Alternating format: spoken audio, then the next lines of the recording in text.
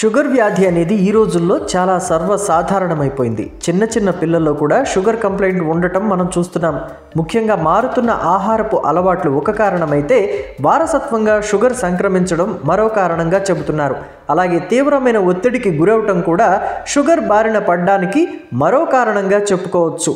Sugar వ్యాధి రావడం మన చేతుల్లో అయితే లేదు, కానీ అది వచ్చాక మాత్రం కొన్ని జాగ్రత్తలు పాటించక తప్పదు.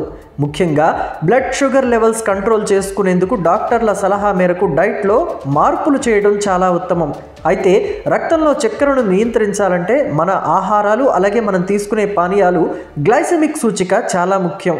మధుమేహం ఉన్నవారు రక్తంలో చక్కెరలను నియంత్రించడానికి తక్కువ గ్లైసెమిక్ సూచిక ఉండే ఆహారాన్ని తీసుకోవాలంటున్నారు వైద్య నిపుణులు.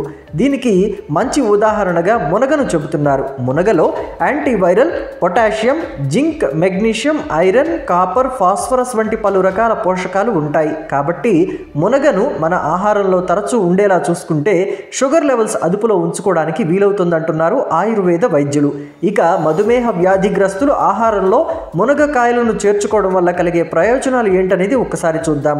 మునగ చెట్టు నుంచి లభించే మునగకాయలు, ఆకులు అలాగే మునగ పువ్వు వంటి అన్ని పదార్థాల్లో కూడా ఔషధ గుణాలను పుష్కలంగా ఉంటాయంటున్నారు.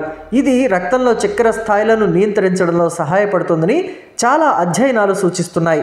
ముఖ్యంగా ఇందులో ఇన్సులిన్ వంటి ప్రోటీన్లు ఉంటాయని, గ్లైకోసైడ్, క్రిప్టోక్లోరోజెనిక్ యాసిడ్, కంఫెరోల్ 3O గ్లూకోసైడ్ వల్ల మధుమేహం ప్రభావం తగ్గుతుందని వైద్యులు చెబుతున్నారు. కాబట్టి మీరు ఆహారంలో మునగను తీసుకోవడం వల్ల ఇది మన శరీరంలో ఆరోగ్యకరమైన రక్తంలో చక్కెర స్థాయిని నిర్వహించడానికి దోహదపడుతుందని అంటున్నారు.